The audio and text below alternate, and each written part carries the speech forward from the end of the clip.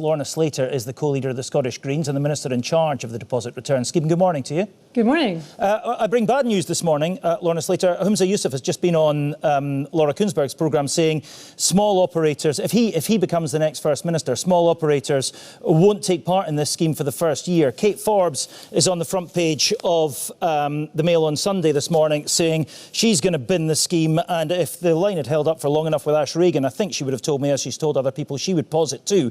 This isn't going ahead in its original incarnation, is it? Oh, it's definitely going ahead. So Humza Yousaf was really clear that he absolutely supports the scheme, and industry investment is such that we have great momentum building toward the August 16th launch. The industry have invested tens of millions, in some cases hundreds of millions of pounds toward the scheme. We're recruiting people. Businesses have applied for planning permission to put in their reverse vending machines. That's those automated return points where you return your cans and bottles.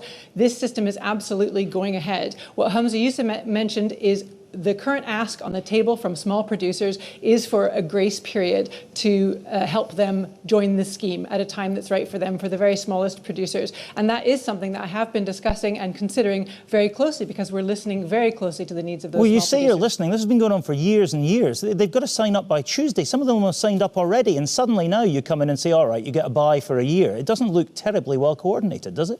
We've worked really closely with the small producers. So the legislation for this was passed back in 2020, and businesses have known they've got, they needed to come on board and get ready to deliver this scheme for Scotland. I did give them a one-year delay last year to help recover from COVID. Industry has invested tens of millions in this, and we are going ahead. Okay. We're working closely with small producers, and we just last week announced a package of measures that will significantly help them. £22 million of cash flow support, as well as answers to their labelling problems. Okay, but just answer this now. Are you saying on this programme this morning that you are going to pause this for a year for small producers? That is absolutely something we are actively considering. I've met with small producers. They're going to sign this thing by Tuesday. There are two different things in line here. One is signing up with the scheme administrator, and the deadline for that is Tuesday. And I would encourage all businesses who are affected by the scheme to contact Circularity Scotland and find out what they need to do to get registered with Circularity Scotland by Tuesday. But that is the registration process by which they participate in the scheme. In terms of actively getting their product on the shelf and making sure the labelling is right and so forth, we will then work with small producers going forward to bring them into the scheme in a pragmatic way that works for them. So that's two different deadlines. So you're saying that you're dealing really closely with these people, and it's quite a progressive dialogue. We've spoken to somebody who acts on behalf of all of the small brewers. They were in the meeting on Thursday night, 5 days before they absolutely had to make this huge decision for the future of their company, and they described the meeting as a car crash. They said they weren't listened to. A load of money was put on the table right at the 11th hour. They weren't listened to. They're still confused, and they need more time. So we had met with small producers about 2 weeks ago, where they had presented their concerns to us, and we've put this package for them exactly to address those concerns. £22 million of cash flow, some clear solutions on labelling. We met again last week, and the ask on the table from them is for a grace period for small producers to get on the table. So we are absolutely working at each stage with businesses to deliver this scheme. This scheme is so important for how we reach net zero in Scotland. It's so important for how we clean up our parks, get that broken glass off of our streets. And I know businesses are committed to making it work, as am I. Okay. That is why we're absolutely listening to small producers and taking their concerns very seriously. Just answer me this, who is a small producer? Because this, for a company waiting to sign for this, and we've spoken to many of them in the recent past, this could be a decision between continuing in business or effectively going out of business. They want to know what defines a small producer. Who's going to be let off this for a year? That is exactly the kind of questions that we need to have a conversation about. For every business producer and retailer in Scotland... But again, we're 48 hours from the deadline.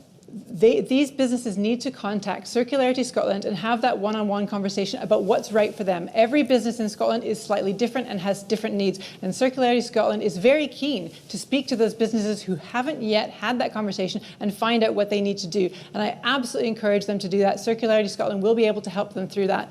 The deadline is Tuesday. SEPA can also help support businesses with their registration, and they can talk to SEPA about how they can comply with the scheme. Okay. Will you still be in government to see this through? And by that question, I'm kind of nudging towards Kate Forbes' views on a range of issues. Ash Regan has spoken about the environment. She wants to scrap our net zero plans. She's got similar views to Kate Forbes on what should happen with gender recognition reform. Could you work with either of them as First Minister? I mean, the selection of the leader of the SNP is absolutely 100% a matter for the members of the Scottish National Party. The Scottish Greens are absolutely committed to doing what we need to do to tackle the climate emergency. We are committed to equalities, and we will continue to work for those things. So whoever they select, of course, it's a matter for them and it's a matter for their membership. But it's a matter for you to decide whether you want to stay within the current agreement that you have.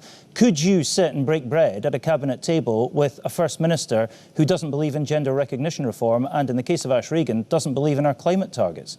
We sit at the table because of the policies inside the Butte House Agreement, and those policies are absolutely about tackling the climate crisis. Gender recognition reform is baked into the Butte House Agreement, so that is the basis upon which we sit at the table.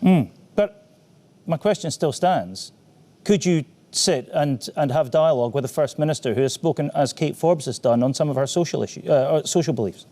I mean, the Scottish Government at the moment is absolutely committed to the matters on the table, to reaching net zero, to tackling child poverty. And these are policies we can all get behind. I absolutely expect that any new First Minister would be fully committed.